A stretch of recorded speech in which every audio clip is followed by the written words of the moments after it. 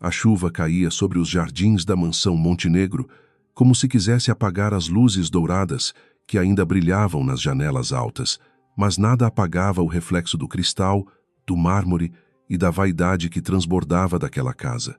Clara Duarte estava parada no vestíbulo principal, com Thomas adormecido contra seu ombro, Helena segurando sua saia com as duas mãos pequenas e Lucas tentando parecer corajoso aos 9 anos. Atrás deles, 2 malas haviam sido jogadas perto da porta, como se fossem lixo esquecido depois de uma festa. Poucas horas antes, Rafael Montenegro havia assinado o contrato mais importante da história da família, um acordo de 450 milhões de dólares para modernizar portos, estradas e centros logísticos em 3 estados. Os fotógrafos tinham registrado seu sorriso seguro, os apertos de mão, a caneta de prata deslizando sobre o papel, a taça erguida diante de investidores que o chamavam de visionário. Nenhum deles sabia que, enquanto Rafael recebia aplausos, a esposa que revisara silenciosamente as cláusulas críticas daquele acordo seria expulsa de casa pela própria família dele. Dona Isadora Montenegro desceu a escadaria com a lentidão calculada de quem acreditava que cada degrau era um palco. Usava um vestido azul escuro, joias discretas demais para parecerem ostentação e caras demais para serem ignoradas. Seu rosto fino não demonstrava raiva, mas uma satisfação fria, quase administrativa, como se a humilhação de Clara fosse apenas mais um item encerrado em sua agenda. Ao lado dela, Rafael permanecia imóvel, gravata afrouxada, olhar perdido entre o chão encerado e as malas da esposa. Clara observou o marido sem falar. Havia nele um homem que o mundo chamava de brilhante, mas naquela sala só restava um filho obediente, com medo da mãe e fascinado demais pelo próprio triunfo para perceber a própria ruína moral. Rafael não encarava Lucas, que esperava alguma defesa, alguma palavra, um gesto mínimo que dissesse que ainda existia um pai dentro daquele terno caro. Helena soluçava baixinho, e Tomás respirava quente contra o pescoço de Clara, alheio ao julgamento silencioso que decidia sua noite. Dona Isadora parou diante de Clara, estendendo a mão fina. Não precisava elevar a voz, pois todos na mansão já haviam aprendido que sua autoridade doía mais quando vinha envolta em calma. Pediu primeiro o cartão da conta familiar, depois a chave do carro, depois o telefone que dizia pertencer à empresa, embora Clara soubesse que ele continha anos de mensagens sobre escolas, consultas médicas e aniversários das crianças. Cada objeto entregue parecia arrancar uma camada pública de dignidade, mas não tocava o centro dela. Rafael murmurou que aquilo era temporário, que Clara precisava entender a pressão daquele momento, que a assinatura do contrato exigia estabilidade e que escândalos domésticos poderiam comprometer a confiança dos investidores. A explicação saiu fraca, treinada, quase covarde. Dona Isadora completou, com um sorriso que não chegou aos olhos, dizendo que uma mulher sem patrimônio próprio não tinha o direito de ameaçar uma família que construíra tudo com disciplina. Clara ouviu cada frase como quem registra provas, não como quem recebe uma sentença. A governanta, Marta, apareceu no corredor e parou ao ver as crianças.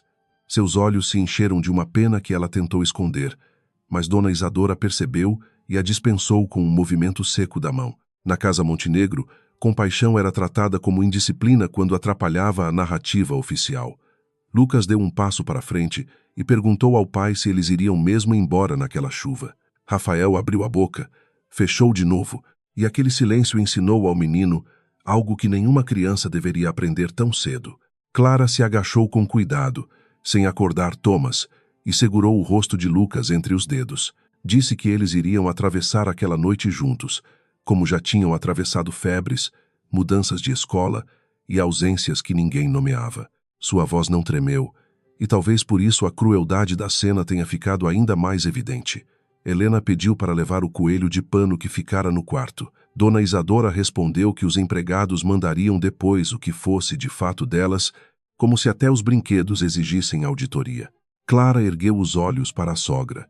Durante 7 anos, ouvira variações daquele desprezo servidas em jantares, aniversários e reuniões familiares, fora chamada de simples por preferir vestidos, sem marca visível, de limitada por recusar aparecer em revistas sociais, de ingrata por questionar contratos que Rafael assinava sem ler até o fim.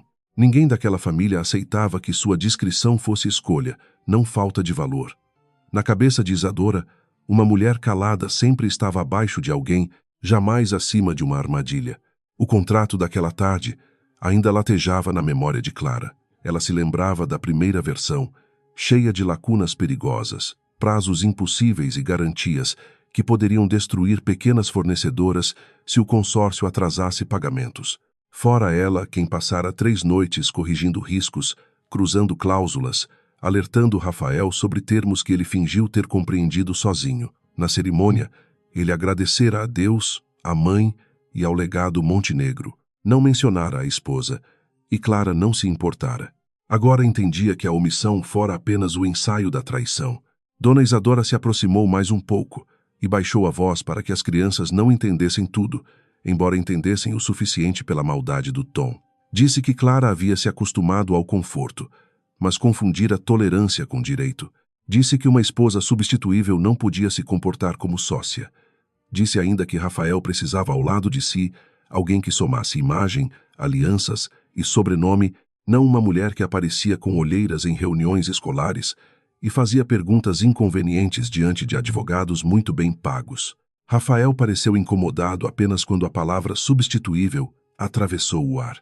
Por um instante, Clara viu nele uma lembrança do homem que a pedira em casamento num apartamento pequeno, antes das salas envidraçadas, antes das escoltas, antes da mãe transformar a ambição em coleira. Ele olhou para Thomas, depois para Helena, depois para Lucas. Quase falou. Clara percebeu a luta breve em seu rosto e também percebeu o momento exato em que ele desistiu de lutar. A fraqueza dele não era súbita, apenas se tornara visível. A porta principal foi aberta por um segurança que não ousou olhar diretamente para Clara. O vento trouxe água para dentro, manchando o mármore claro. Do lado de fora, os faróis de um carro distante passavam além dos portões, indiferentes à queda silenciosa de uma família. Helena começou a chorar com mais força quando viu a rua molhada, e Lucas pegou uma das malas, tentando arrastá-la apesar do peso. Clara ajustou Thomas no colo, pegou a outra mala e sentiu a alça ferir sua palma, mas não reclamou. Antes de cruzar a porta, Clara se virou para Rafael. Não havia súplica em seus olhos, e isso o perturbou mais que qualquer acusação. Ela disse que ele sabia o que estava fazendo, e que um dia as crianças também saberiam. Rafael respondeu que ela estava dramatizando, que receberia ajuda quando se acalmasse e assinasse os documentos que os advogados preparariam.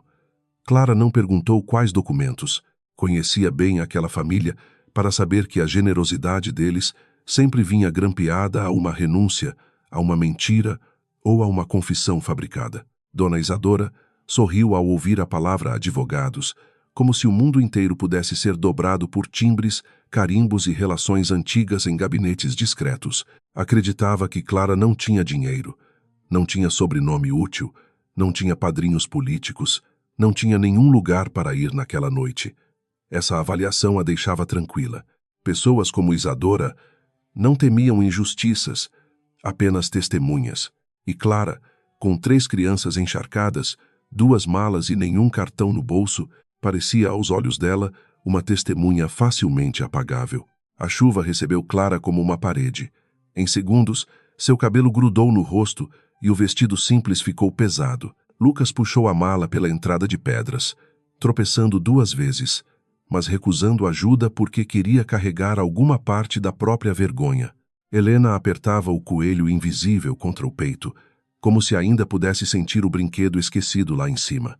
Thomas acordou assustado e começou a chamar pelo pai. Clara beijou sua testa molhada e disse que estavam apenas saindo para respirar longe daquela casa. No alto da escadaria interna, Rafael permaneceu vendo a porta se fechar. Sentiu uma dor aguda, mas se agarrou à lógica que a mãe lhe oferecera durante meses. Clara era imprevisível. Clara fazia perguntas demais. Clara não entendia o peso de um império familiar. Com o contrato assinado, nada podia interferir. Ele repetiu isso por dentro até parecer verdade. Porém, quando ouviu o choro de Thomas abafado pela chuva, algo dentro dele se moveu como uma engrenagem enferrujada, tarde demais para impedir a partida. Dona Isadora tocou o braço do filho sem ternura. Disse que ele havia feito o necessário, que grandes homens precisavam tomar decisões desagradáveis e que Clara aprenderia seu lugar antes do amanhecer. Rafael assentiu, mas o rosto dele perdera a cor. Isadora, ao contrário, parecia rejuvenescida pela vitória. Durante anos, suspeitara que aquela nora silenciosa enxergava demais. A expulsão não era apenas punição doméstica, era contenção de risco. Uma mulher que lia contratos melhor que os próprios diretores nunca seria inofensiva, mesmo carregando crianças no colo. Do lado de fora, o portão automático demorou a abrir, como se a mansão ainda quisesse saborear a humilhação. O segurança ofereceu chamar um táxi, mas Dona Isadora apareceu na varanda e disse que não era necessário. Clara ouviu, compreendeu e não respondeu. Caminhou até a rua com a água escorrendo pelos braços, protegendo Thomas com o próprio corpo. Lucas vinha atrás, os dentes cerrados. Helena, pequena demais para entender fortuna e contrato, entendia apenas que a avó os odiava o bastante para deixar. Luz na chuva. Quando finalmente chegaram à calçada, o portão se fechou com um ruído pesado. A mansão, iluminada e quente, ficou atrás deles como uma ilha proibida. Clara pousou a mala maior no chão e respirou fundo. Não tinha carteira, não tinha dinheiro vivo, não tinha celular de empresa, mas tinha memória.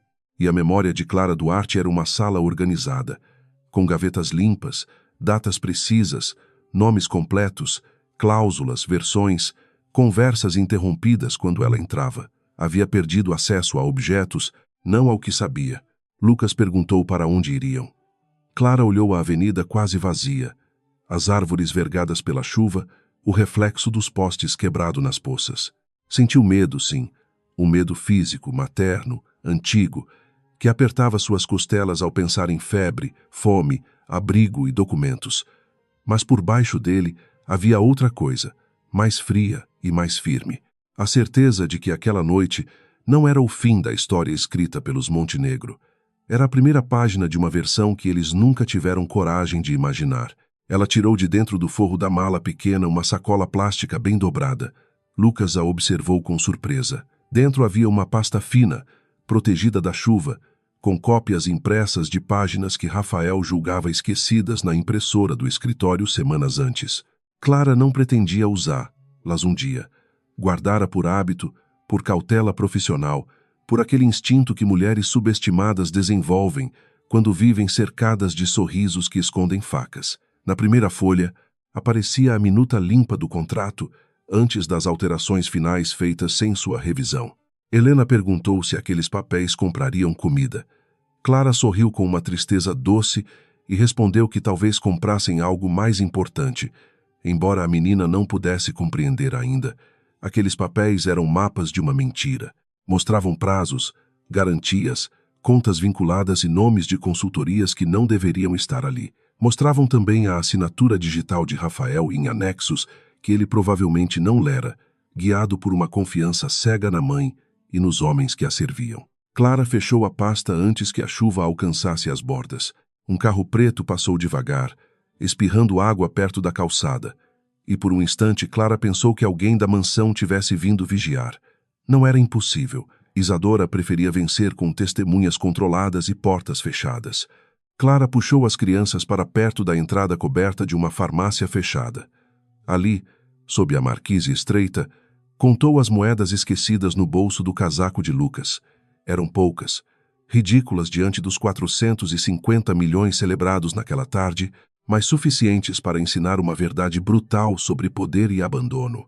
Enquanto esperavam a chuva diminuir, Clara lembrou a noite em que conhecera Rafael. Ele não era ainda um herdeiro cercado de fotógrafos, apenas um jovem executivo inseguro, com ideias grandes e planilhas mal organizadas. Ela trabalhava em uma firma de análise de risco e apontara, sem arrogância, 3 erros que poderiam custar sua primeira negociação importante.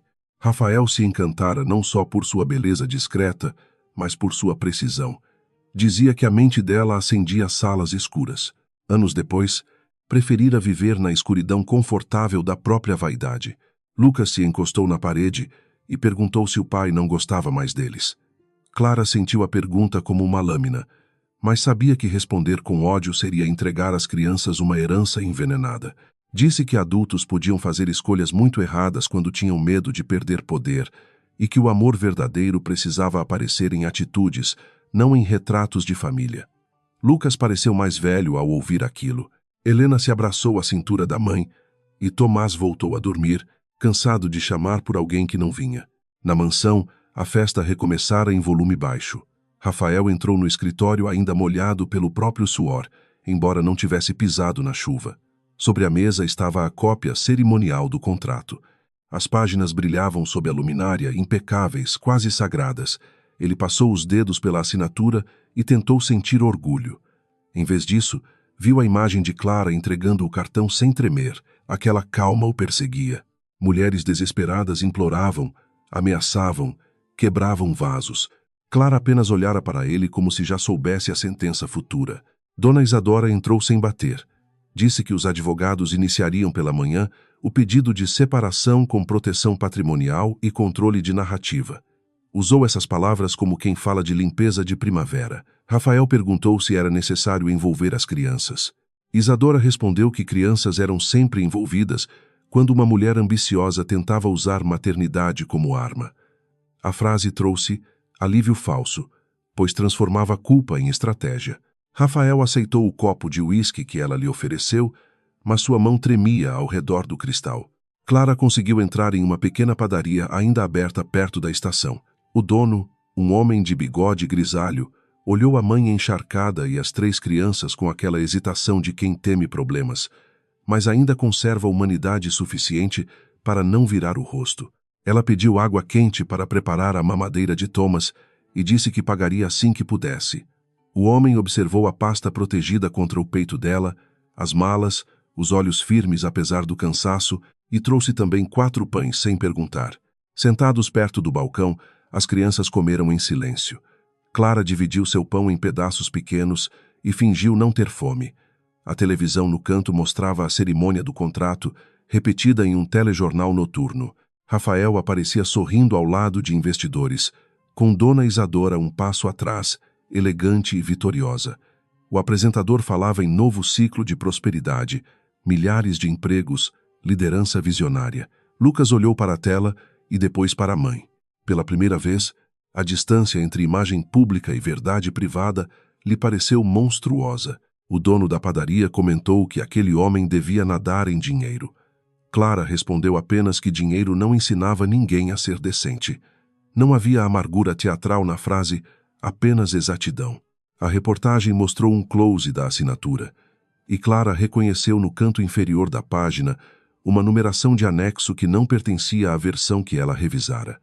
Sentiu o estômago contrair. Não era só crueldade doméstica. Havia algo mais fundo, mais perigoso, escondido naquela celebração. A expulsão talvez tivesse sido também uma tentativa de afastá-la antes que perguntasse demais. Ela pediu ao dono um telefone emprestado. Discou de memória o número de Celina Azevedo, uma mulher que administrava uma pensão antiga no centro e que Clara ajudara anos antes, quando uma construtora tentara tomar seu imóvel com documentos abusivos. Celina atendeu sonolenta, mas sua voz mudou ao reconhecer Clara. Não fez perguntas longas. Disse apenas que havia um quarto simples nos fundos, 2 camas, um sofá estreito e uma chaleira funcionando. Para Clara, naquele momento, aquilo pareceu mais nobre que todos os salões da mansão Montenegro. Ao sair da padaria, Clara agradeceu com uma inclinação de cabeça que carregava mais dignidade que qualquer discurso. O dono recusou as moedas de Lucas e disse que crianças não deviam pagar por tempestades que não criaram. Clara guardou a frase. Talvez um dia Lucas também aguardasse. Caminharam até um ponto de táxi e a chuva já não batia com tanta violência, mas a madrugada continuava fria. Clara manteve a pasta sob o casaco, junto ao coração, como se carregasse um segundo filho adormecido. No banco traseiro do táxi, Helena dormiu sobre as pernas de Lucas e Thomas, enfim aquecido, segurou o dedo da mãe. O motorista não perguntou nada, talvez por respeito, talvez por reconhecer o tipo de silêncio que acompanha desastres familiares. Clara olhou pela janela os prédios passando em borrões de luz. Pensou no contrato, nos anexos, nos nomes que vira de relance. Pensou também em Rafael, não com saudade, mas com a dor limpa de quem finalmente enxerga uma pessoa, sem os enfeites da esperança.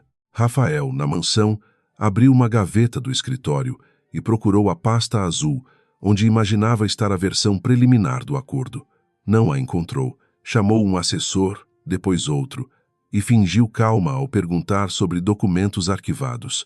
Dona Isadora observava da porta, percebendo no filho uma ansiedade que não aprovava. Disse que papel antigo não importava depois de uma assinatura final. Rafael concordou, mas sabia que aquela não era toda a verdade. Em contratos daquele tamanho, versões antigas podiam ser fantasmas, e Clara conhecia fantasmas pelo nome. Quando o táxi parou diante da pensão de Celina, o prédio parecia cansado, com pintura descascada e grades antigas, mas havia luz na entrada. Celina esperava de Rob, segurando um guarda-chuva vermelho. Ao ver as crianças, sua expressão endureceu de indignação antes de suavizar por cuidado. Abraçou Clara sem pedir explicações, como fazem as pessoas que sabem reconhecer uma queda sem transformar a vítima em espetáculo. Lucas entrou carregando uma mala. Helena foi levada no colo e Thomas continuou dormindo, alheio ao primeiro abrigo da nova vida. O quarto era pequeno, cheirava a sabonete barato e madeira úmida, mas tinha lençóis limpos. Clara deitou as crianças primeiro, tirou os sapatos molhados de Lucas, cobriu Helena até o queixo e colocou Thomas no meio da cama maior. Só então permitiu que o próprio corpo sentisse o peso da noite. Celina deixou uma toalha, uma jarra de água e uma chave sobre a mesa. Disse que conversariam de manhã. Clara agradeceu e as duas mulheres se entenderam naquele silêncio que dispensa perguntas quando a dor ainda está de pé.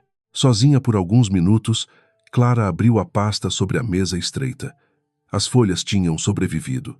Passou os olhos pela minuta que revisara e pela cópia parcial do anexo alterado. A diferença era pequena para quem via números como decoração, mas enorme para quem sabia ler intenções.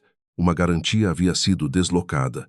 Uma conta intermediária aparecia sem justificativa. Uma consultoria criada havia 6 meses receberia uma taxa absurda. Clara sentiu o medo voltar, agora acompanhado por clareza. Eles não tinham apenas expulsado uma esposa, tinham provocado a pessoa errada. Ela olhou para os 3 filhos dormindo e compreendeu que sua reação precisaria ser precisa, não impulsiva. Não bastava provar a crueldade de Rafael ou a arrogância de Isadora. Seria necessário proteger as crianças, recuperar documentos, encontrar aliados, antecipar ataques e resistir à máquina de reputação dos Montenegro. Clara não tinha dinheiro naquela noite, mas possuía disciplina, memória e uma paciência que seus inimigos confundiam com submissão. No silêncio do quarto simples, enquanto a cidade escorria pela janela, ela fez a primeira promessa sem dizer palavra. Na manhã seguinte, a família Montenegro anunciaria a estabilidade. Os jornais chamariam Rafael de símbolo de renovação empresarial. Dona Isadora sorriria para fotógrafos como matriarca exemplar. Talvez seus advogados dissessem que Clara era emocionalmente instável, oportunista, ingrata. Talvez inventassem dívidas, amantes, escândalos. Clara já podia ver o tabuleiro se abrindo com brutal nitidez.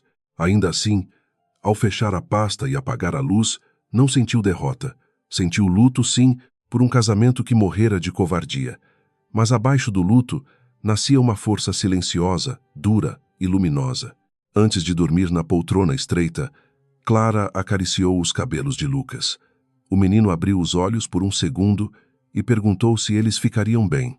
Clara respondeu que sim, não porque tivesse certeza de conforto, mas porque sabia que verdade e coragem podiam reconstruir o chão quando tudo parecia arrancado. Lucas segurou sua mão. A cidade ainda estava úmida, a mansão ainda brilhava longe e Rafael ainda acreditava ter vencido. Clara fechou os olhos apenas quando decidiu que, dali em diante, cada passo seu teria memória, método e justiça. O amanhecer chegou à pensão de Celina com uma luz pálida atravessando as cortinas finas, revelando rachaduras no teto e pequenas manchas de umidade nas paredes. Clara despertou antes das crianças, ainda sentada na poltrona estreita, com as costas doloridas e os dedos presos à alça da pasta como se alguém pudesse arrancar lá durante o sono. Por alguns segundos, não reconheceu o quarto. Depois ouviu a respiração de Thomas, o murmúrio de Helena sonhando e o movimento inquieto de Lucas, e a memória da noite voltou inteira, fria, exata. Celina bateu de leve na porta e entrou com uma bandeja simples: café, leite morno, pão, manteiga e 3 bananas maduras. Não perguntou por que Clara estava ali, não ainda. Colocou tudo sobre a mesa com a delicadeza de quem entende que a fome das crianças vem antes da história dos adultos. Clara agradeceu com os olhos vermelhos, mas a voz firme, Celina percebeu aquela firmeza e se lembrou da mulher que, anos antes, entrara em um cartório intimidado por corretores agressivos e saíra com uma escritura salva.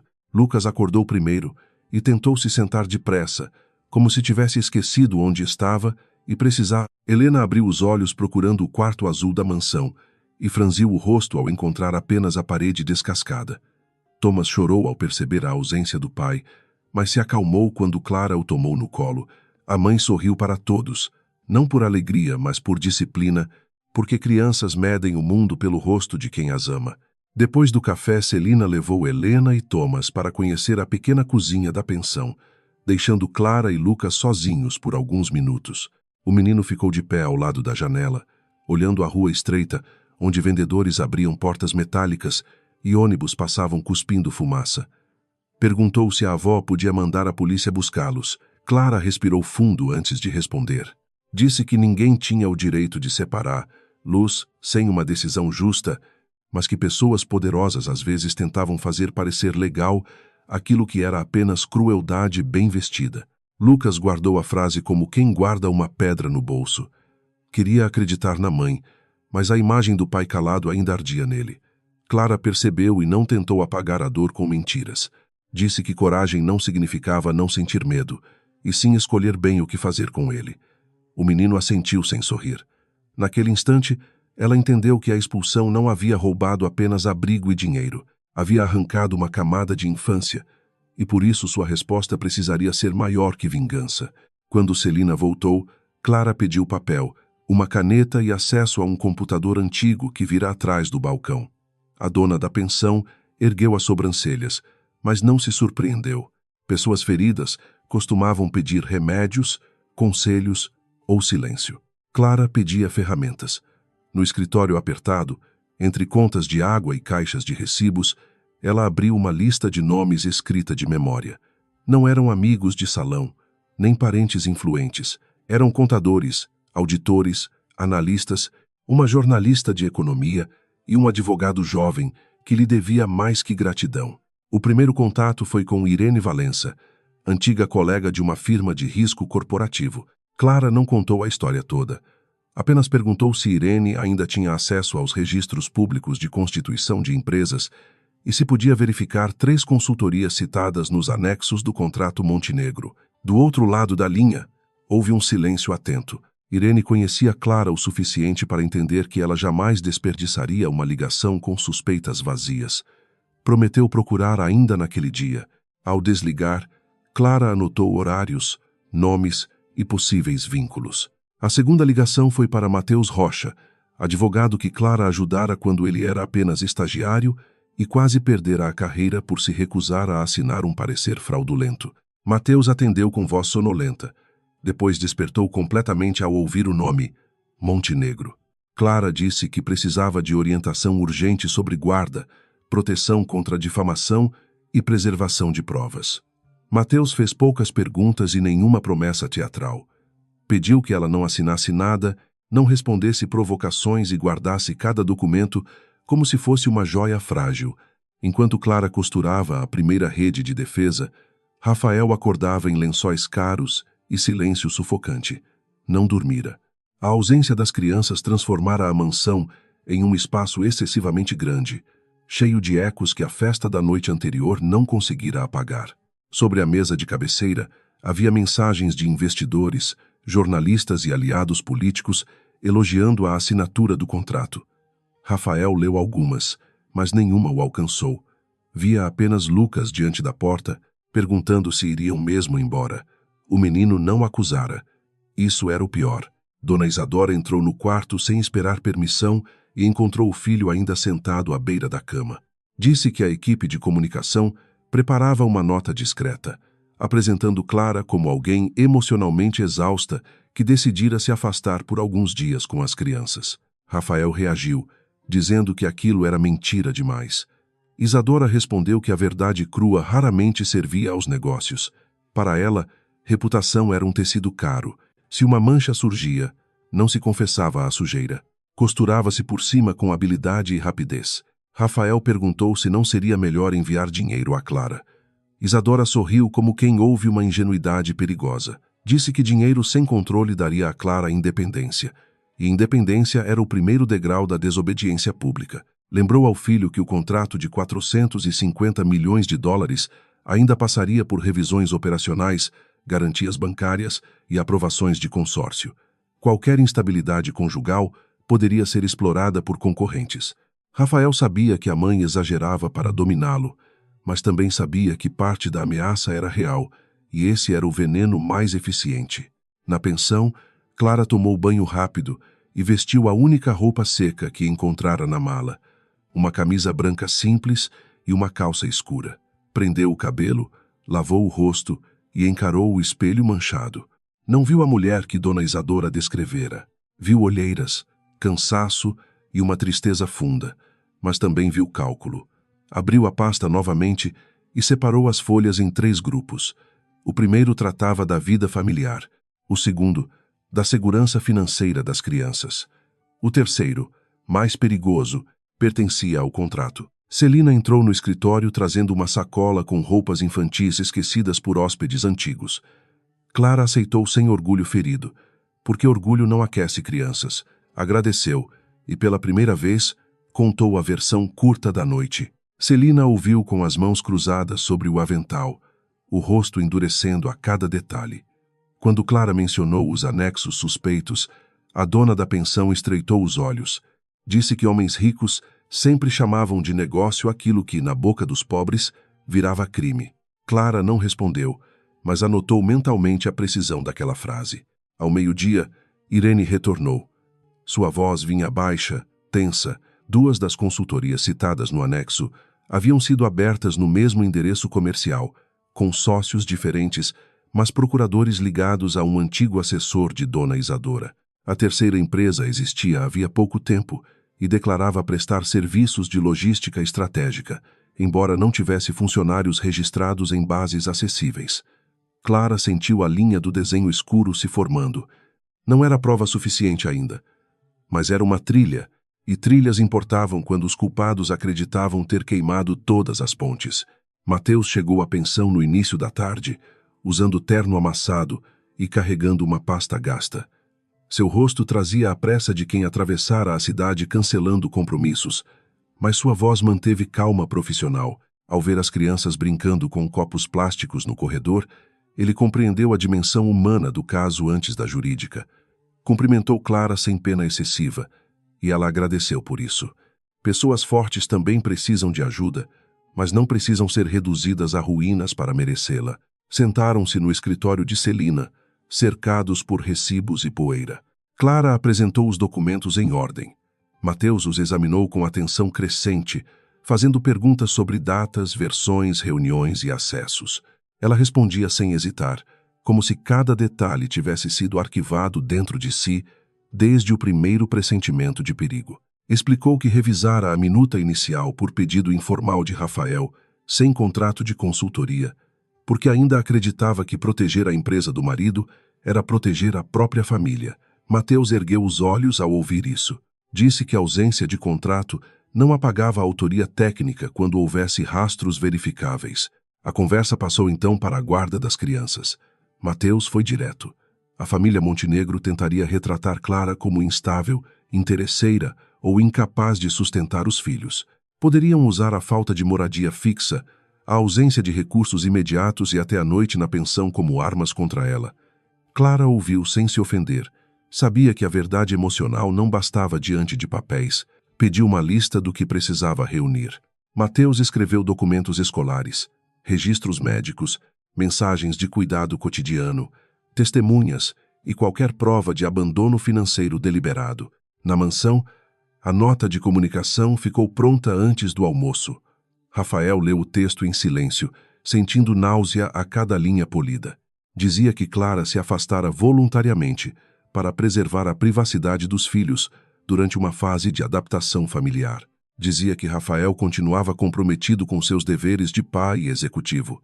Não dizia chuva, malas, cartão tomado, portão fechado. Isadora aprovou com uma assinatura rápida e mandou distribuir apenas se algum jornalista perguntasse. A mentira, em sua experiência, funcionava melhor quando parecia resposta, não iniciativa. Um fotógrafo de revista social ligou pedindo uma imagem de Rafael com a família para a edição especial sobre o contrato. Isadora, sem alterar o tom, respondeu que Clara estava indisposta e que as crianças seriam poupadas naquele momento. Ao desligar, virou-se para o filho e disse que a esposa começava a atrapalhar mesmo ausente. Rafael pediu que ela parasse de falar assim. Isadora não parou. Disse que homens que desejavam impérios não podiam ser reféns de lágrimas domésticas. Ele quis responder, mas a frase encontrou nele um medo antigo. Clara passou a tarde organizando a sobrevivência imediata. Celina conseguiu uniformes usados para Lucas e Helena não faltarem à escola por muitos dias.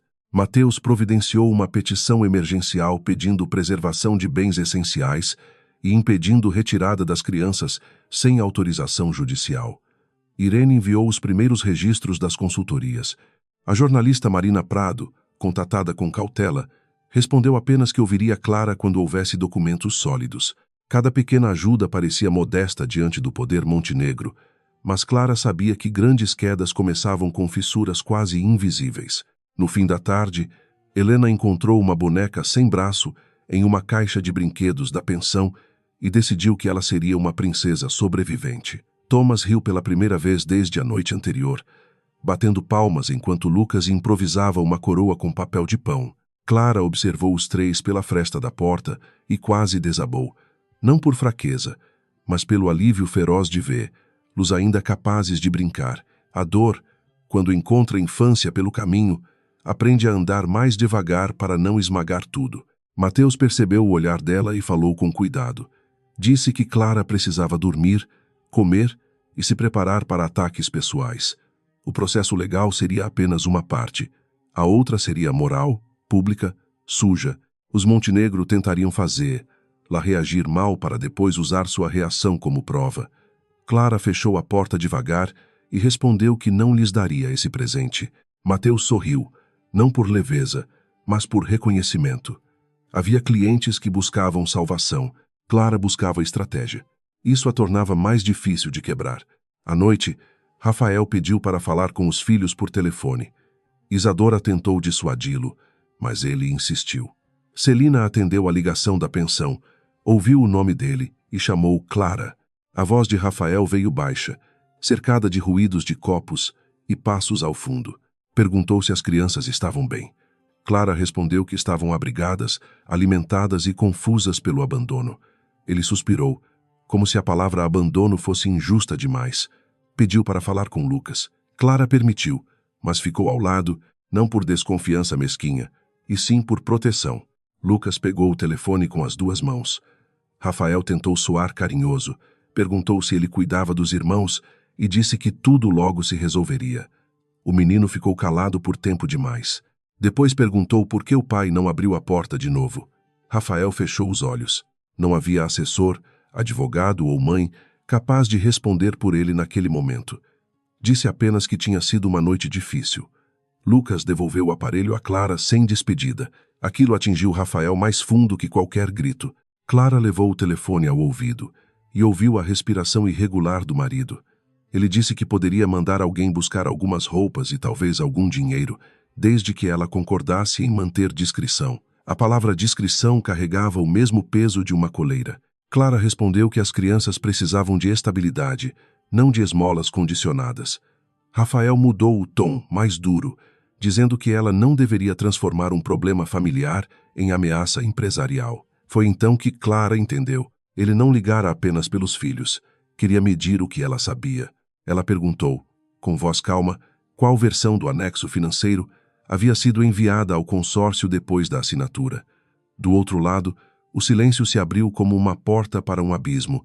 Rafael demorou meio segundo a mais do que deveria para responder.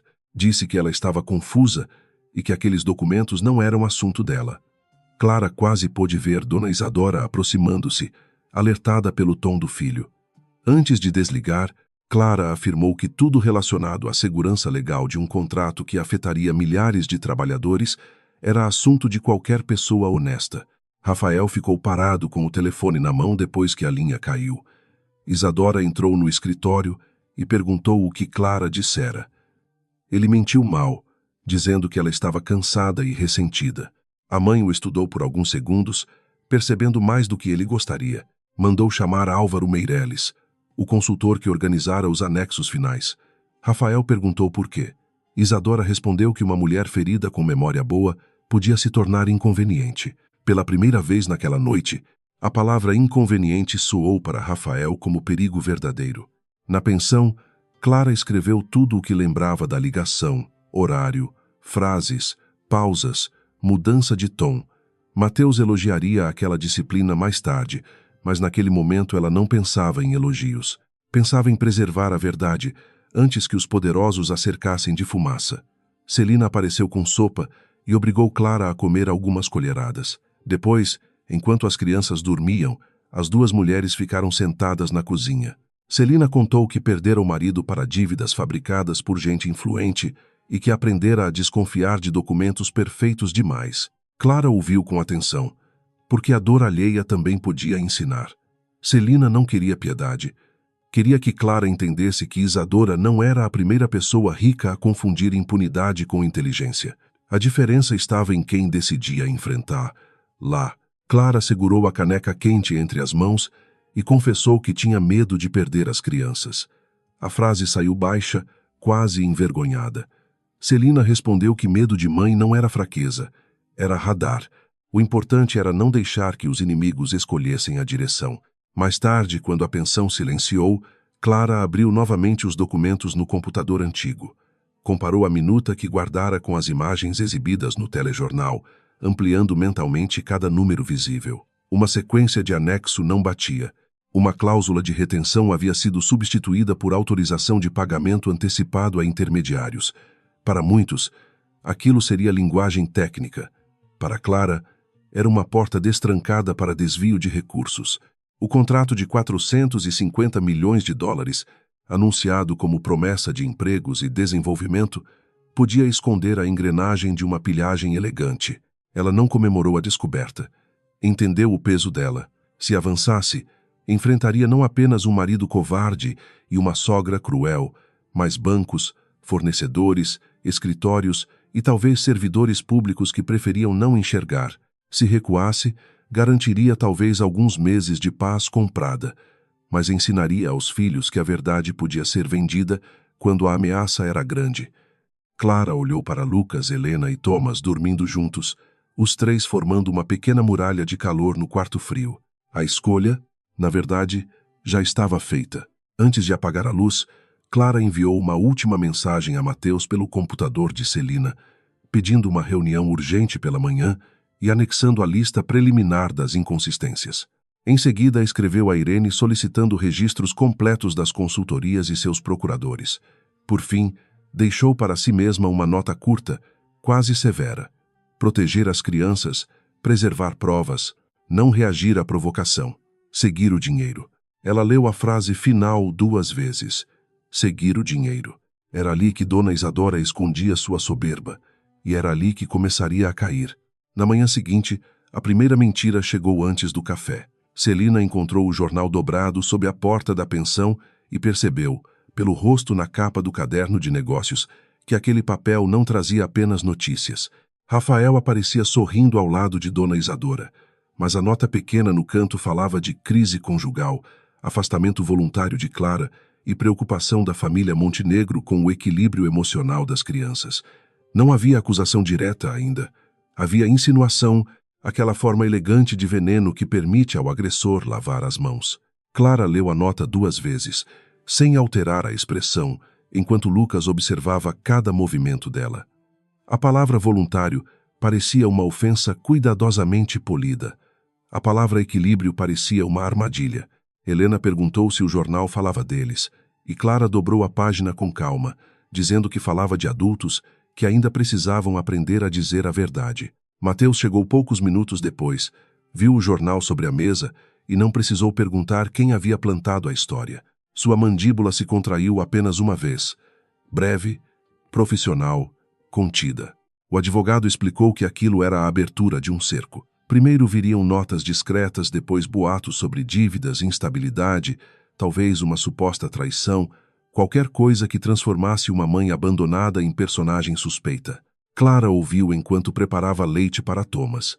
A naturalidade daquele gesto, cuidar de uma criança enquanto analisava uma guerra jurídica, impressionou Mateus. Ele percebeu que os Montenegro erravam ao confundir silêncio com incapacidade.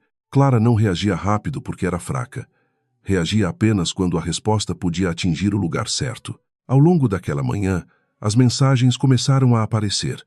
Uma antiga conhecida da sociedade enviou condolências falsas, perguntando se Clara estava em tratamento. Outra pessoa insinuou que Rafael fora paciente por anos.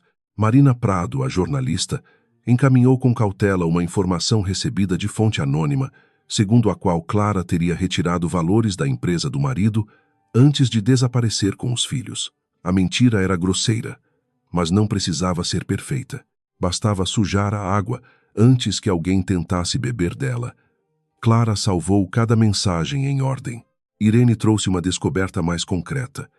Uma das consultorias citadas no anexo à Vértice Sul tinha como procurador informal um homem chamado Álvaro Meirelles, velho operador de bastidores ligado a campanhas, licitações e acordos que nunca apareciam sob luz direta.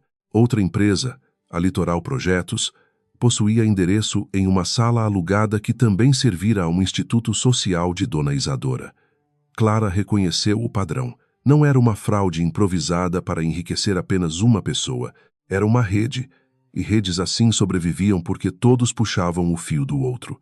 Mateus pediu cautela, disse que, para o tribunal de família, as irregularidades do contrato poderiam parecer distantes da guarda das crianças se não fossem conectadas ao abandono financeiro e à tentativa de manipulação pública. Para a esfera empresarial, por outro lado, Clara precisaria demonstrar que as alterações após sua revisão criavam risco real ao consórcio e aos trabalhadores. Ela anotou tudo. Não queria uma explosão emocional. Queria duas frentes limpas. Uma para proteger seus filhos, outra para impedir que o contrato virasse máquina de desvio. Enquanto isso, na mansão Montenegro, Dona Isadora recebia Álvaro Meirelles no escritório de madeira escura, onde retratos de homens importantes pareciam vigiar qualquer hesitação. Álvaro era baixo, elegante, com sorriso de quem conhecia segredos suficientes para nunca precisar levantar a voz. Disse que Clara havia feito ligações, que procurara gente de auditoria e que a pensão onde estava hospedada era fácil de monitorar.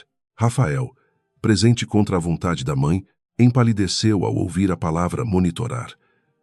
Isadora apenas perguntou se havia risco documental. Álvaro respondeu que sempre havia risco quando alguém guardava versões antigas, mas tentou tranquilizá-la, afirmando que provas sem contexto podiam ser tratadas como papéis de uma esposa ressentida. O essencial era enfraquecer Clara antes que qualquer análise técnica ganhasse respeito. Sugeriu uma ação de guarda provisória, uma denúncia financeira plantada e a circulação de um boato sobre infidelidade. Rafael se levantou, indignado pela primeira vez, dizendo que não aceitava envolver outro homem numa mentira sobre a mãe de seus filhos. Isadora o encarou até ele se sentar novamente. Clara percebeu a segunda onda do ataque no fim da tarde, quando a diretora da escola de Lucas ligou pedindo confirmação de endereço e autorização de retirada das crianças. Alguém do escritório Montenegro havia informado que Rafael buscaria os filhos por medida de proteção familiar. Clara agradeceu a ligação, manteve a voz calma e pediu que nenhuma criança fosse entregue sem ordem judicial ou presença dela. Depois desligou e sentiu as mãos gelarem. A guerra deixara de ser reputação. Agora tocava a porta da escola. Mateus agiu rápido. Preparou uma notificação formal para a escola, outra para os advogados de Rafael e uma petição emergencial relatando a expulsão, a retenção de cartões, a tentativa de retirada dos menores e a campanha de difamação. Celina assinou uma declaração sobre a chegada de Clara e das crianças encharcadas na noite da chuva. O dono da padaria, localizado por Lucas com memória precisa da rua, aceitou testemunhar que Clara pedira água quente e abrigo sem dinheiro. Pequenas verdades começaram a formar uma cerca. Naquela noite, Clara decidiu contar a Lucas um pouco mais. Não falou de fraudes nem de valores imensos, porque crianças não devem carregar cofres quebrados nas costas. Disse apenas que algumas pessoas tentariam fazer-los parecer confusos, mas que eles deveriam confiar no que viveram. Lucas perguntou se precisava odiar o pai. Clara fechou os olhos por um instante. Respondeu que ódio era uma casa pequena demais para morar muito tempo. Eles precisavam da verdade, da coragem e de limites. O resto viria com a vida. Rafael recebeu a notificação da escola durante uma reunião com diretores. A assinatura de Clara ao final do documento lhe pareceu familiar e estranha ao mesmo tempo. Era a mesma letra que escrevera bilhetes nas lancheiras, lembretes de vacinas e observações sobre cláusulas que ele fingira dominar. Agora aquela letra erguia barreiras contra ele. Quando a reunião terminou, Rafael dispensou os assessores e ficou sozinho olhando a cidade pela janela. Pela primeira vez, compreendeu que Clara não estava fugindo. Ela estava construindo terreno. Dona Isadora entrou furiosa, segurando a cópia da petição emergencial. Chamou Clara de ingrata, manipuladora e perigosa. Rafael respondeu, com cansaço, que talvez tivessem ido longe demais. A frase caiu no escritório como um copo quebrado. Isadora aproximou-se do filho e lembrou quantas portas abrira para ele, quantas dívidas apagara, quantas humilhações engolira para transformar o nome Montenegro em poder. Disse que Clara queria destruir tudo porque não aceitava seu lugar. Rafael não teve coragem de dizer que talvez o lugar de Clara sempre tivesse sido acima da mesa. No terceiro dia após a expulsão, a mentira sobre infidelidade surgiu em um perfil digital especializado em fofocas empresariais. Não mencionava nomes completos, mas descrevia uma esposa de grande executivo, 3 filhos, rompimento recente e relação imprópria com um jovem advogado. A foto borrada de Mateus entrando na pensão acompanhava o texto. Clara leu em silêncio, depois fechou o computador para que Helena não visse. Mateus ficou vermelho de indignação. Ela apenas perguntou quanto tempo levaria para pedir remoção e registrar a origem provável da publicação. A frieza de Clara não era ausência de dor, era escolha. No banheiro estreito da pensão, depois que todos dormiram, ela apoiou as mãos na pia e deixou as lágrimas caírem sem som. Doía ser transformada em caricatura. Doía imaginar outras mães cochichando na porta da escola. Doía lembrar que Rafael conhecia sua lealdade e ainda permitia aquela sujeira. Mas quando levantou o rosto, viu no espelho uma mulher ferida, não derrotada. Lavou o rosto e voltou ao quarto antes que as crianças acordassem. No dia seguinte, Irene conseguiu algo decisivo. Um ex-assistente administrativo do consórcio, chamado Caio Ferraz, procurara emprego na firma dela meses antes e comentara sobre pressão para alterar anexos fora do fluxo oficial. Irene o localizou. Caio tinha medo, mas guardara cópias de mensagens em que Álvaro exigia substituição de planilhas após a aprovação técnica. Clara pediu para falar com ele pessoalmente, mas Mateus recomendou prudência. Pessoas assustadas podiam desaparecer, mudar versões ou ser compradas. A abordagem precisava oferecer proteção antes de pedir coragem. Encontraram Caio em uma lanchonete simples, longe da região financeira. Ele parecia mais jovem do que Clara esperava, com olheiras fundas e dedos inquietos ao redor de um copo de água. Disse que assinara recibos internos sem entender tudo. Depois percebeu que empresas sem equipe receberiam adiantamentos milionários. Tentou questionar e foi transferido para uma função irrelevante. Quando viu a cerimônia do contrato, sentiu náusea. Clara não o pressionou. Contou apenas que seus filhos tinham sido jogados na rua porque ela talvez soubesse demais. Caio abaixou a cabeça. A confissão dele não veio como cena grandiosa, mas como uma rendição cansada. Entregou um pendrive a Mateus, dizendo que havia mensagens, versões de planilhas e um áudio curto de Álvaro, reclamando que Clara precisava ser afastada antes de comparar documentos. Mateus guardou o material com cuidado. Clara sentiu o coração acelerar, não de vitória, mas de gravidade. A partir dali, O conflito deixava de depender apenas de sua palavra contra a dos Montenegro. Havia uma voz externa, uma fissura no muro. Dona Isadora soube do encontro poucas horas depois. Álvaro ligou dizendo que Caio estava vulnerável e que talvez fosse preciso assustá-lo. Isadora recusou qualquer gesto grosseiro, não por moral, mas por inteligência. Mandou oferecer dinheiro, emprego em outra cidade e silêncio confortável.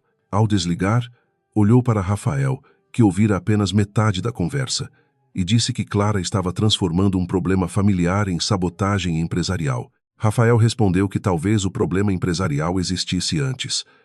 A mãe sorriu com desprezo, como se ele fosse um menino repetindo frases de professora. Na pensão, a pressão financeira começava a se tornar concreta. Clara precisava comprar remédios para Thomas, pagar cópias, transporte, alimentação e pequenas despesas escolares. Mateus trabalhava quase sem cobrar. Celina adiava qualquer conversa sobre hospedagem, mas Clara não queria transformar solidariedade em dependência eterna. Ela aceitou um trabalho emergencial de revisão de contratos para uma cooperativa de pequenos fornecedores, indicada por Irene. Passou a madrugada analisando cláusulas, com Thomas dormindo ao lado e uma xícara de café frio sobre a mesa. Sua competência voltava antes do conforto. Esse trabalho revelou outra camada de sua identidade. A cooperativa havia recebido proposta para fornecer materiais ao projeto Montenegro, mas o contrato transferia todos os riscos de atraso para pequenos empresários, enquanto intermediários protegidos ficavam com pagamentos antecipados. Clara marcou as cláusulas abusivas e escreveu recomendações claras. Ao terminar, percebeu que a rede de Isadora não ameaçava apenas investidores distantes. Ameaçava trabalhadores, transportadores, oficinas, famílias inteiras que poderiam quebrar enquanto a mansão celebrava prosperidade. Sua luta deixou de ser apenas pessoal. Tornou-se uma dívida com desconhecidos. Rafael marcou o encontro em um café discreto, longe da mansão e dos escritórios. Clara aceitou ir apenas depois de Mateus avisar o local, o horário e manter distância suficiente para proteger-la sem transformar a conversa em espetáculo. Ela entrou usando a mesma camisa branca lavada à mão, cabelo preso, rosto sem maquiagem. Rafael se levantou ao vê-la, e por um segundo pareceu sentir vergonha do próprio terno impecável. Havia flores na mesa. Clara não olhou para elas. Sentou-se e esperou que ele começasse. Rafael disse que sentia falta das crianças. Clara respondeu que sentir falta não desfazia o portão fechado. Ele respirou fundo, tentando manter o controle, e afirmou que a mãe estava nervosa, que todos haviam cometido excessos, que ainda era possível resolver as coisas com dignidade. Clara perguntou de quem era a dignidade que ele desejava preservar. Rafael desviou os olhos. Disse que poderia garantir uma casa, uma pensão generosa e escola paga, desde que ela parasse de falar com jornalistas, auditores e antigos funcionários. A oferta não a surpreendeu. Ela a ouviu até o fim, inclusive quando Rafael mencionou documentos de separação e cláusulas de confidencialidade. Depois perguntou se ele sabia das alterações nos anexos antes da assinatura. Rafael empalideceu. Tentou responder que grandes contratos tinham ajustes finais normais. Clara inclinou a cabeça, como fazia quando desmontava uma planilha defeituosa. Disse que ajustes normais não criavam consultorias vazias, nem deslocavam garantias para contas intermediárias, nem exigiam que uma esposa fosse difamada para perder credibilidade antes de abrir a boca. Por alguns segundos, Rafael deixou cair a máscara. Havia medo nele e também um ressentimento humilhado. Disse que Clara nunca entendera o que significava carregar um sobrenome como Montenegro, que ela julgava tudo de fora, com a pureza confortável de quem não precisava negociar com homens difíceis. Clara sentiu uma tristeza antiga. Respondeu que passara anos limpando os riscos que ele chamava de visão, protegendo-o de cláusulas que ele não lia e de alianças que ele não questionava. O problema era que ele confundira proteção com obrigação invisível. Rafael endureceu. Disse que, se ela insistisse, a família pediria guarda provisória, questionaria sua estabilidade e faria cada porta profissional se fechar. Clara o observou com atenção serena. Aquela ameaça, dita pela boca dele, e não pela de Isadora, encerrava definitivamente qualquer fantasia que ainda pudesse restar. Ela se levantou devagar. Disse que ele poderia tentar tirar dinheiro, casa, sobrenome e reputação, mas não conseguiria transformar mentira em verdade sem enfrentar consequências. Depois acrescentou que as crianças mereciam um pai melhor do que um herdeiro assustado. Ao sair do café, Clara sentiu as pernas tremerem, mas não voltou atrás. Mateus a encontrou na esquina e perguntou se ela estava bem. Ela respondeu que estava lúcida, o que era mais importante. No caminho para a pensão, recebeu uma mensagem de Marina Prado. A jornalista havia verificado 2 informações de Irene e queria examinar documentos com um perito independente. Clara olhou para a tela do telefone emprestado por Celina e compreendeu que o tabuleiro mudara outra vez. A verdade ainda era pequena, mas já respirava. Naquela noite, Clara reuniu as crianças antes de dormir. Lucas percebeu que algo importante acontecera, mas não perguntou. Helena mostrou a boneca sem braço, agora vestida com um pedaço de fita vermelha, e disse que a princesa sobrevivente precisava de um castelo novo. Clara sorriu e respondeu que alguns castelos eram feitos de paredes, outros de pessoas que não abandonavam umas às outras. Thomas bateu palmas, sem entender.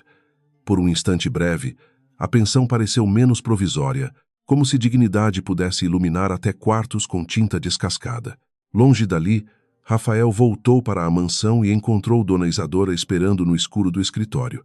Ela já sabia do encontro. Perguntou se Clara aceitara a oferta. Rafael respondeu que não. Isadora fechou os olhos, não por dor, mas por cálculo. Disse que então acabaria com ela publicamente antes que os documentos ganhassem voz. Rafael não respondeu. Pela primeira vez, começou a temer não apenas o que Clara faria, mas aquilo que sua mãe era capaz de fazer para continuar no topo. O medo, enfim, mudava de direção. Clara passou a madrugada revisando o material de Caio, salvando cópias em locais diferentes, cruzando horários com mensagens de Rafael e identificando cada alteração feita após sua última versão. Não havia ainda uma vitória, mas havia método, e método era a forma que sua coragem assumia quando ninguém estava olhando. Ao lado da janela, enquanto a cidade dormia, ela escreveu no topo de uma nova página o nome de cada pessoa atingida pela ambição Montenegro. Seus filhos estavam em primeiro lugar. Depois vinham trabalhadores, fornecedores, investidores e todos os que jamais seriam convidados para os salões onde suas vidas eram negociadas. A manhã da audiência de guarda começou sem qualquer solenidade, com Clara costurando às pressas a barra do uniforme de Helena, enquanto Lucas revisava a mochila do irmão menor, como se fosse um adulto encarregado de uma operação delicada. Do lado de fora, a pensão acordava com panelas batendo, passos de hóspedes e o cheiro de café forte que subia pela escada. Clara ainda não sabia se o juiz leria a dor por trás dos documentos, mas sabia que chegaria ali como chegava a qualquer confronto sério, preparada, limpa e inteira. Mateus apareceu antes das 8, trazendo cópias numeradas, declarações, registros escolares, comprovantes médicos e a petição que organizava a noite da expulsão em linguagem jurídica sem diluir sua violência. Celina assinara seu depoimento com letra grande, afirmando que vira Clara chegar encharcada com 3 crianças e nenhum recurso. O dono da padaria também confirmara a cena. Clara leu tudo em silêncio, corrigindo apenas uma data e um horário. Mateus observou aquele detalhe e pensou que, mesmo cercada de ruínas, ela ainda protegia a precisão como quem protege uma casa. No tribunal, os corredores cheiravam a papel antigo, desinfetante e ansiedade. Rafael chegou com 2 advogados caros e a expressão cuidadosamente construída de um pai preocupado. Dona Isadora não apareceu na sala, mas sua ausência parecia mais ameaçadora que presença. Clara percebeu o olhar de Rafael pousar nas crianças e depois desviar, como se o amor lhe dosse justamente por exigir coragem. Lucas ficou ao lado da mãe. Helena segurou a boneca sem braço dentro da bolsa e Thomas perguntou baixinho se o prédio tinha brinquedos. A advogada de Rafael falou primeiro, com voz lisa, tentando transformar abandono em divergência conjugal. Disse que Clara saíra de casa durante um momento emocionalmente delicado, levando as crianças sem planejamento financeiro, e que Rafael desejava apenas garantir estabilidade. Mateus respondeu com datas, testemunhas e o registro da ligação feita à escola para retirar os menores sem aviso materno. Clara permaneceu imóvel, sabendo que cada reação sua seria analisada. A calma que antes irritava Dona Isadora agora servia de armadura diante de uma sala treinada para desconfiar de lágrimas. Quando o juiz perguntou a Clara se ela tinha condições de cuidar dos filhos naquele momento, Rafael baixou os olhos.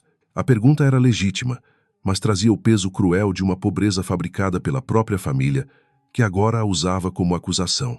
Clara respondeu que tinha abrigo temporário, rede de apoio, trabalho contratado, histórico de cuidado diário e provas de que os recursos foram retirados de modo deliberado. Não pediu piedade, pediu proteção contra a manipulação. O juiz ouviu sem demonstrar emoção, mas anotou mais do que os advogados de Rafael esperavam. A decisão provisória não resolveu a guerra, mas fechou uma porta perigosa. As crianças permaneceriam com Clara. Rafael teria visitas supervisionadas inicialmente, e ambas as partes ficariam proibidas de expor os menores em disputas públicas. Também foi determinado que Rafael restabelecesse recursos básicos para a alimentação, escola e saúde enquanto o processo avançasse. Dona Isadora receberia aquela notícia como afronta. Clara, ao sair do tribunal, sentiu apenas um alívio prudente, desses que não permitem celebração, porque sabem que o inimigo ferido costuma trocar elegância por desespero. Na mansão, Isadora ouviu o relato dos advogados com o rosto tão parado que Rafael desejou que ela gritasse. O silêncio dela era mais pesado. Quando todos saíram, ela atirou a cópia da decisão sobre a mesa e perguntou ao filho se ele entendia o que Clara acabara de fazer. Rafael respondeu que ela apenas protegida as crianças. A mãe riu sem humor, dizendo que proteção era a palavra preferida de pessoas que queriam poder sem admitir ambição. Depois ligou para Álvaro e pediu que acelerasse a contenção empresarial. Clara, por sua vez, não voltou para a pensão. Foi com Mateus a um escritório de coworking indicado por Irene, onde uma sala pequena havia sido reservada por 2 horas. Ali, com o computador emprestado, preparou um relatório técnico preliminar para o Comitê de Integridade do Consórcio Internacional. Não escreveu acusações grandiosas. Listou versões, anexos, datas, diferenças entre cláusulas, empresas beneficiadas, contas intermediárias e risco de pagamentos indevidos. A linguagem era fria, quase seca, e justamente por isso perigosa. A verdade, quando bem organizada, não precisava gritar. Marina Prado recebeu uma cópia limitada do relatório, com nomes preservados até verificação independente. A jornalista respondeu que seu perito confirmara inconsistências relevantes e que a história poderia derrubar mais gente do que Clara imaginava. Clara sabia disso, por isso exigiu que nada fosse publicado antes de o comitê receber formalmente os documentos.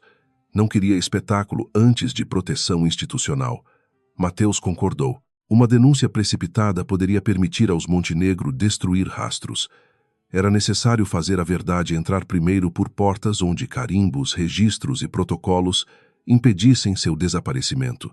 Ao fim do dia, o relatório foi enviado para 3 destinatários oficiais do consórcio, incluindo o diretor de compliance, uma conselheira independente e o escritório externo responsável por revisar riscos. Clara apertou enviar sem dramatizar o gesto, mas seus dedos permaneceram sobre o teclado por alguns segundos. Naquele clique havia mais que defesa pessoal. Havia a ruptura definitiva, com anos de silêncio útil. Ela sabia que, daquele momento em diante, não seria mais vista pelos Montenegro como esposa rebelde. Seria tratada como ameaça operacional ao império. A resposta veio mais rápido que o esperado. Uma confirmação automática primeiro, depois uma mensagem curta da conselheira independente, Beatriz Sampaio, solicitando reunião confidencial na manhã seguinte. Clara leu o texto 3 vezes. Beatriz havia participado da cerimônia de assinatura, aparecera ao lado de Rafael nas fotos, mas também era conhecida por endurecer auditorias quando percebia risco reputacional. Mateus alertou que ela não era aliada, apenas alguém com interesse institucional. Clara respondeu que, naquele tabuleiro, interesses corretos podiam servir à verdade mesmo sem afeto.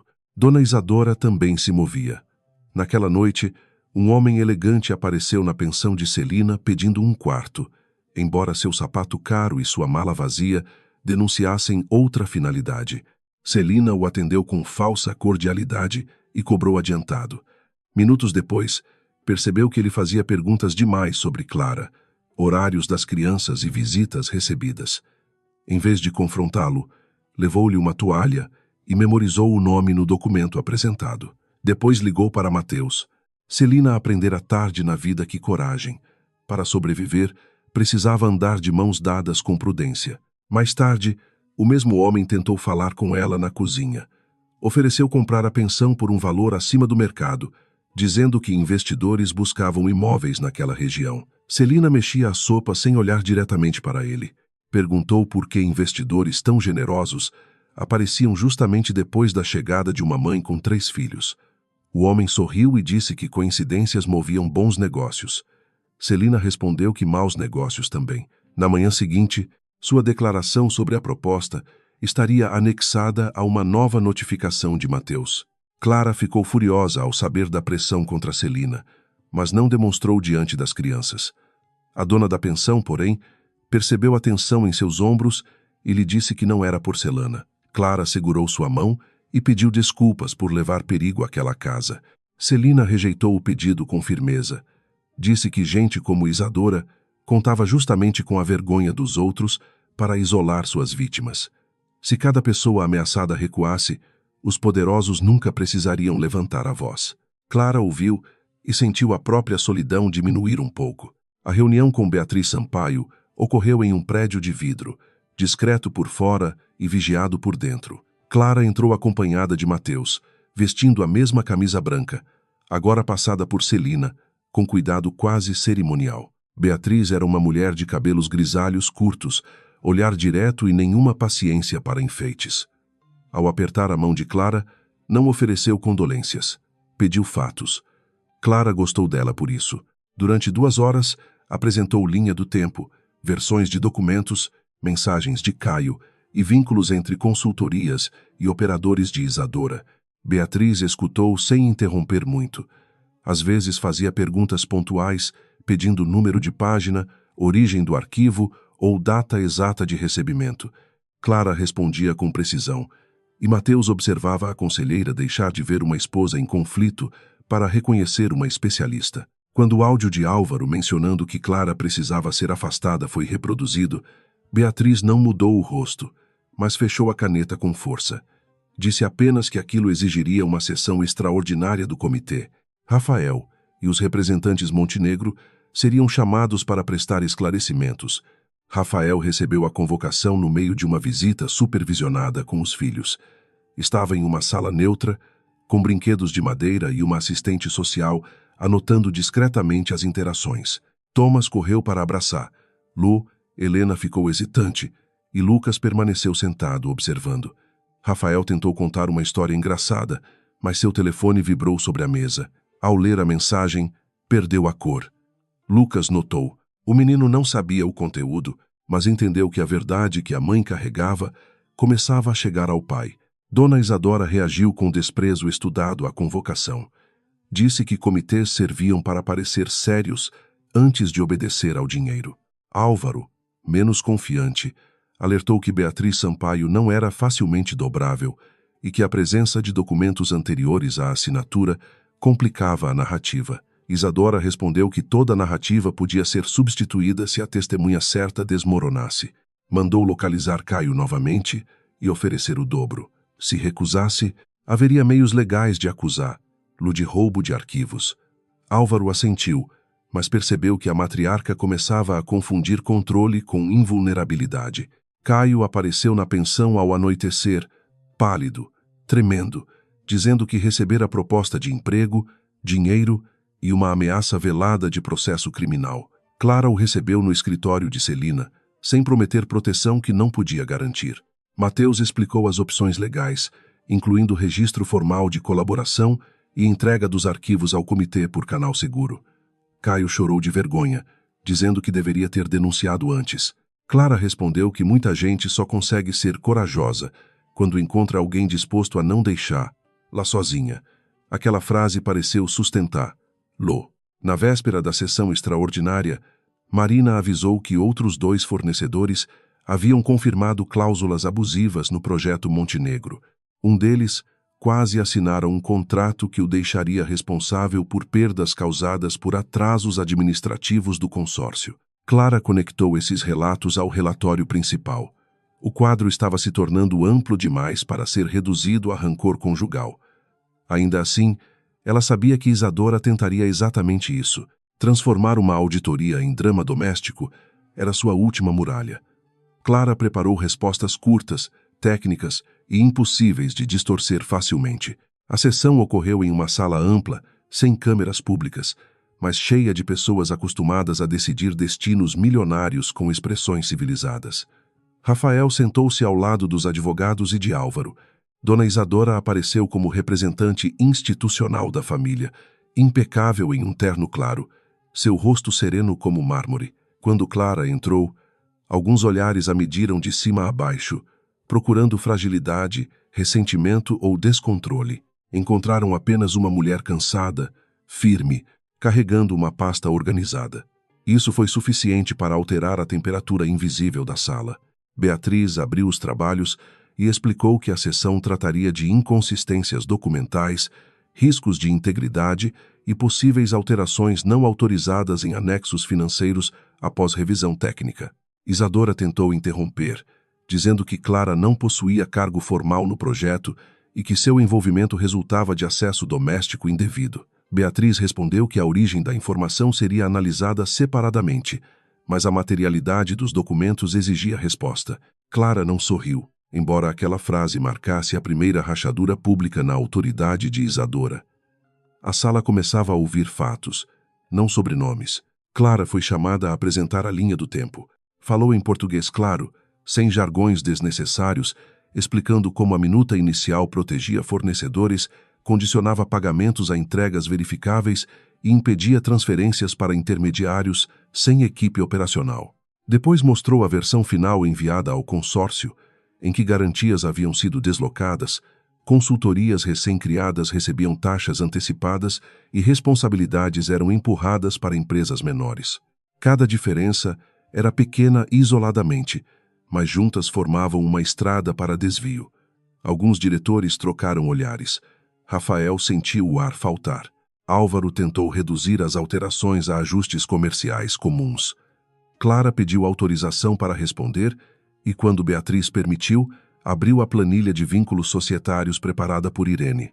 Mostrou que duas consultorias compartilhavam endereço, procuradores e relações indiretas com um instituto controlado por aliados de Isadora.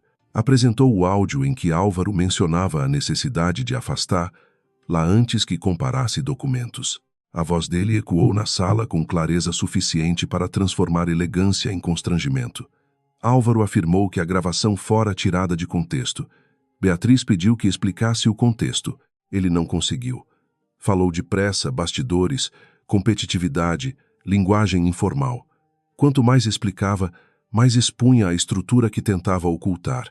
Dona Isadora interveio, dizendo que Clara manipulava ressentimentos por ter sido rejeitada no âmbito familiar. Clara sentiu a velha tentativa de reduzi-la à esposa humilhada.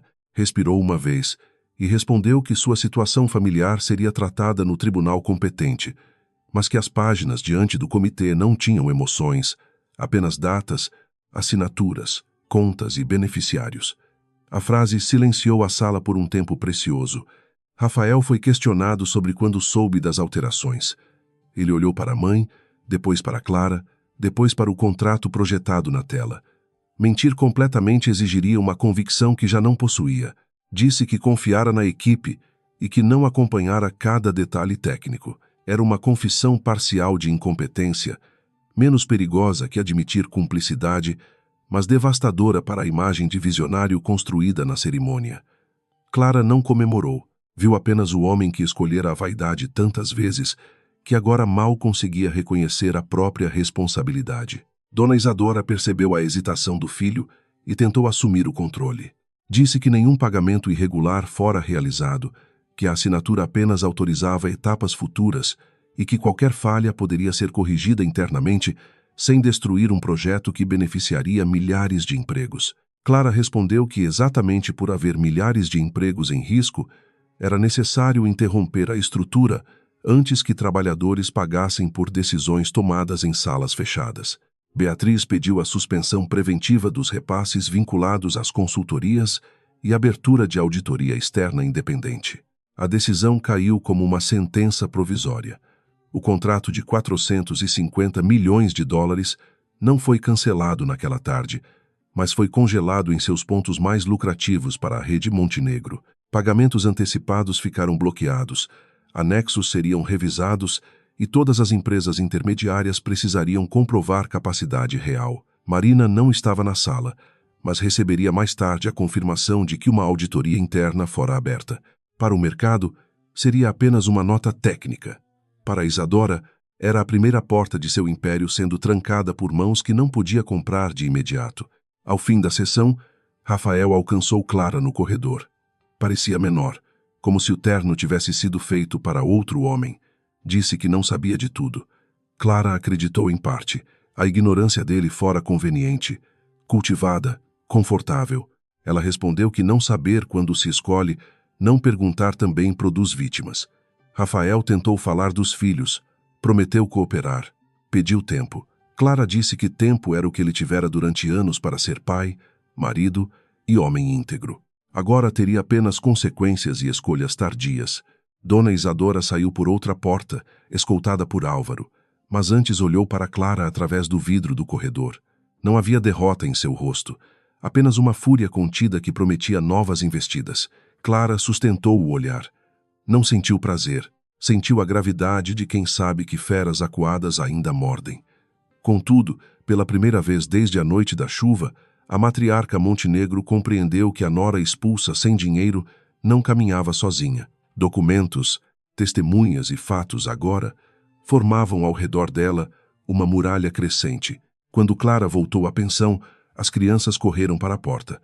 Helena quis saber se o Castelo Novo estava mais perto. Lucas perguntou apenas se a mãe havia vencido. Clara se ajoelhou diante deles e disse que ninguém vencera ainda. Mas uma mentira importante tinha sido obrigada a parar. Lucas pareceu entender mais do que Helena e menos do que Clara desejava. Thomas abraçou seu pescoço com força. Celina, da cozinha, limpou discretamente os olhos no avental. Naquela casa simples, o primeiro gosto de justiça tinha cheiro de sopa quente. À noite, Clara abriu a janela do quarto e deixou o vento entrar. A cidade parecia a mesma, mas algo nela havia mudado. A mansão continuava distante, Rafael continuava perdido, Isadora continuava perigosa. Ainda assim, o mundo não pertencia mais apenas aos que assinavam contratos sob lustres. Também pertencia a quem guardava versões antigas, a quem não entregava crianças ao medo, a quem transformava a humilhação em método. Clara fechou a pasta, apagou a luz e dormiu pela primeira vez sem segurar, lá contra o peito. A notícia da auditoria externa não explodiu como trovão, mas se espalhou como rachadura em vidro caro. Primeiro, uma nota breve informou que o consórcio revisaria anexos financeiros do contrato de 450 milhões de dólares. Depois, fornecedores começaram a ligar uns para os outros. Bancos pediram esclarecimentos, jornalistas cercaram assessores, e nomes antes escondidos em planilhas passaram a circular em vozes cautelosas. Na pensão de Celina, Clara leu cada atualização sem comemorar, porque sabia que a queda de uma estrutura poderosa raramente acontecia de uma vez. Dona Isadora Montenegro reagiu como sempre reagira às ameaças, tentando transformar perigo em obediência. Reuniu advogados, consultores, velhos aliados e homens que conheciam portas discretas em repartições públicas. Falou pouco, ouviu menos ainda, e exigiu que encontrassem uma falha em Clara, uma contradição em Caio, uma dívida de Celina, qualquer fragilidade que pudesse deslocar a atenção dos anexos. O que a enfurecia não era apenas a possibilidade de perder dinheiro, era imaginar que a mulher jogada na chuva pudesse reescrever a história diante de todos. Rafael, por sua vez, parecia viver dentro de um quarto sem janelas. Os telefones tocavam, as reuniões se acumulavam, as perguntas aumentavam, e cada resposta exigia dele uma mentira menor para proteger uma mentira maior. Durante anos, acreditara que sua omissão era prudência. Agora percebia que a omissão tinha peso, assinatura e consequência. Quando visitou os filhos sob supervisão, Thomas correu para ele. Helena aceitou um abraço breve e Lucas ficou distante. O menino já não o olhava com raiva apenas. Olhava com avaliação. Clara preparava sua participação na reunião decisiva do conselho com a mesma atenção que dedicava às lancheiras das crianças. De manhã, ajeitava uniformes, remédios, horários e tarefas escolares. À tarde, revisava documentos, cruzava datas, organizava provas e recebia novas declarações. Mateus dizia que ela precisava descansar, mas Clara respondia que descansaria quando as crianças pudessem dormir sem medo de serem tiradas dela. Não havia teatralidade em sua determinação. Havia apenas a força cotidiana de quem entende que justiça exige resistência repetida, não apenas coragem em dias grandiosos. Marina Prado publicou a primeira reportagem aprofundada 3 dias antes da reunião final do Conselho. Não citou detalhes protegidos, mas revelou a existência de consultorias recém-criadas, pagamentos antecipados suspensos e fornecedores pequenos ameaçados por cláusulas abusivas.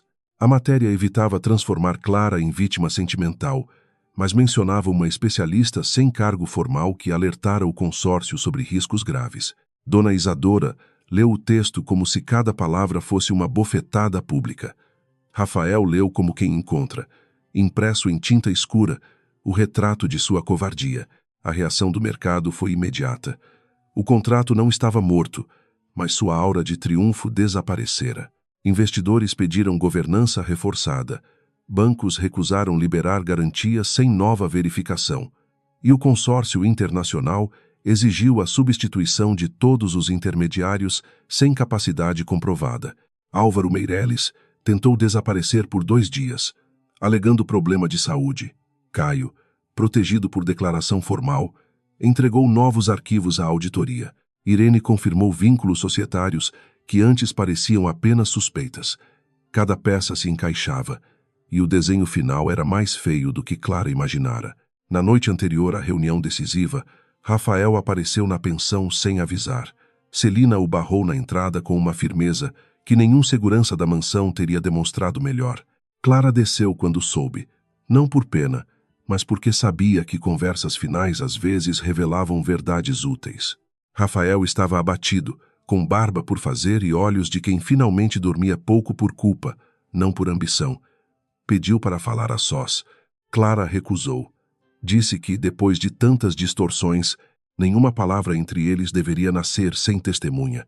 Rafael aceitou a presença de Celina a alguns passos de distância. Disse que a mãe havia conduzido as alterações, que Álvaro organizara as empresas e que ele assinara confiando no que lhe apresentavam. Clara ouviu sem interromper. Aquilo podia ser confissão, justificativa ou tentativa desesperada de dividir danos. Ele acrescentou que nunca quis expulsar as crianças, mas ficou paralisado.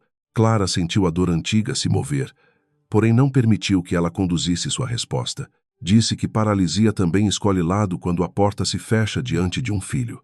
Ele pediu que ela não destruísse tudo. Clara perguntou o que era tudo.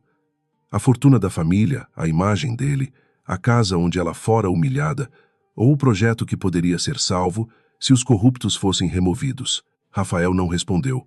Talvez percebesse que pela primeira vez ela não falava como esposa traída, e sim como alguém diante de um sistema doente. Antes de ir embora, ele entregou a Mateus uma cópia de mensagens trocadas com Álvaro. Disse que talvez ainda pudesse fazer uma coisa certa, mesmo tarde. Mateus examinou o material durante a madrugada. As mensagens não absolviam Rafael, mas confirmavam que Dona Isadora ordenara alterações, pressionara testemunhas e instruíra a equipe a enfraquecer Clara antes de qualquer questionamento técnico. Havia também uma frase devastadora de Álvaro, afirmando que a esposa precisava ser colocada na rua sem acesso a recursos para aprender que memória sem dinheiro não chegava a lugar nenhum. Clara leu essa linha em silêncio. Depois olhou para as crianças dormindo. A memória chegara, e chegaria acompanhada. A reunião final do conselho ocorreu em um auditório reservado, maior que a sala anterior e carregado de tensão. Representantes de bancos, auditores independentes, conselheiros, advogados e executivos ocupavam as cadeiras com pastas fechadas no colo. Dona Isadora chegou impecável, mas sua serenidade parecia mais rígida, quase quebradiça. Rafael entrou sem olhar para a mãe. Clara chegou ao lado de Mateus, Irene e Caio, não como comitiva de vingança, mas como linha viva de provas. Beatriz Sampaio abriu a sessão declarando que os achados exigiam deliberação imediata. A auditoria apresentou primeiro sua análise. Confirmou que anexos financeiros haviam sido alterados depois da última revisão técnica validada, sem registro adequado no fluxo oficial. Confirmou que empresas intermediárias não comprovavam equipe, estrutura ou histórico compatível com as taxas previstas. Confirmou ainda que cláusulas transferiam riscos injustificados a fornecedores menores, enquanto contas controladas por consultorias ligadas a aliados de Isadora receberiam pagamentos antecipados. As palavras eram formais, mas cada uma arrancava uma peça do palácio invisível que a família Montenegro construíra sob o contrato. Dona Isadora pediu a palavra. Levantou-se com elegância e iniciou uma defesa calculada, dizendo que grandes projetos exigiam agilidade, que ajustes comerciais podiam parecer estranhos a quem não compreendia negociações complexas e que a família Montenegro sempre trabalhara pelo desenvolvimento do país. Depois virou levemente o rosto para Clara e insinuou que ressentimentos conjugais haviam contaminado uma apuração empresarial. Era a mesma arma, usada pela última vez. Clara percebeu que muitos naquela sala esperavam sua reação emocional. Ela deu a eles algo pior para Isadora: precisão. Quando chamada por Beatriz, Clara abriu sua pasta e apresentou a versão original, as alterações, as mensagens de Rafael, os registros de Álvaro e as declarações de Caio. Explicou como cada cláusula modificada permitia que dinheiro saísse antes da entrega real de serviços. Mostrou que as consultorias não eram apenas ineficientes, mas estrategicamente posicionadas para receber recursos sem fiscalização proporcional. Não atacou a sogra como mulher cruel. Demonstrou a matriarca como operadora de uma estrutura. A diferença era decisiva, porque sentimentos podiam ser negados. Estruturas deixavam rastros. Álvaro tentou se defender, mas sua voz perdeu segurança quando Beatriz leu trechos das mensagens entregues por Rafael. Ele afirmou que obedecia a orientações superiores e olhou para Isadora. A matriarca percebeu a traição como uma faca, mas manteve o queixo erguido. Disse que Álvaro distorcia conversas para escapar da própria responsabilidade. Foi então que Caio, tremendo, pediu autorização para falar. Contou como recebera ordens para substituir planilhas, como fora ameaçado, como vira documentos serem reclassificados para impedir revisão independente. Sua voz falhava, mas não recuava. Rafael foi o último a depor. A sala inteira parecia prender a respiração. Ele poderia tentar salvar a mãe, salvar a si mesmo ou salvar apenas o pouco de verdade que ainda lhe restava. Disse que assinara sem revisar tudo, que aceitara explicações frágeis porque queria o contrato e o reconhecimento. Admitiu que permitira ataques contra Clara para preservar sua imagem, embora soubesse que ela não havia saído voluntariamente. Não se declarou inocente. Declarou-se responsável por não ter perguntado quando devia, nem defendido quem devia. Dona Isadora olhou para o filho com um desprezo tão nu que Rafael pareceu encolher na cadeira. Naquele instante, Clara compreendeu a tragédia dele sem desculpá-la. Rafael fora moldado por uma mãe que confundia amor com posse, sucesso com obediência e família com império. Mas adultos, por mais moldados que sejam, continuam responsáveis pelas portas que fecham. A compaixão de Clara não anulava sua exigência de justiça, apenas a impedia de sentir prazer diante de um homem finalmente esmagado pela própria fraqueza. A decisão do conselho veio ao fim de horas. O contrato seria mantido apenas sob nova governança, com retirada imediata da empresa Montenegro da liderança executiva, substituição dos anexos suspeitos, exclusão das consultorias irregulares e encaminhamento dos achados às autoridades competentes. Rafael seria afastado de suas funções até conclusão das investigações. Álvaro teria seus contratos suspensos.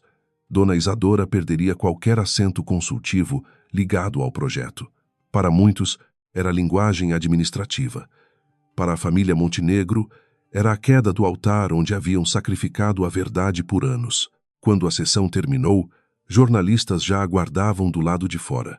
Marina Prado publicou, naquele mesmo dia, uma matéria robusta sobre a auditoria, a expulsão de Clara e a tentativa de difamação usada para neutralizar uma denunciante técnica. A sociedade, que antes a chamara de discreta demais, passou a chamá-la de corajosa. Clara desconfiou dos dois rótulos. Sabia que o mundo adorava simplificar mulheres conforme sua utilidade narrativa. Ela não queria virar símbolo de salão. Queria garantir que seus filhos jantassem em paz e que trabalhadores não fossem esmagados por contratos sujos. As consequências legais chegaram em ondas. Contas ligadas às consultorias foram bloqueadas preventivamente. Documentos foram apreendidos em escritórios de Álvaro. E antigos aliados de Isadora começaram a negar intimidade com ela. A matriarca, que passara a vida cercada de reverências, descobriu a velocidade com que reverência vira silêncio quando a impunidade perde brilho. Em depoimento tentou responsabilizar assessores, depois Rafael, depois procedimentos internos. Mas as mensagens, os registros e os fluxos financeiros contavam uma história mais persistente que qualquer versão montada às pressas.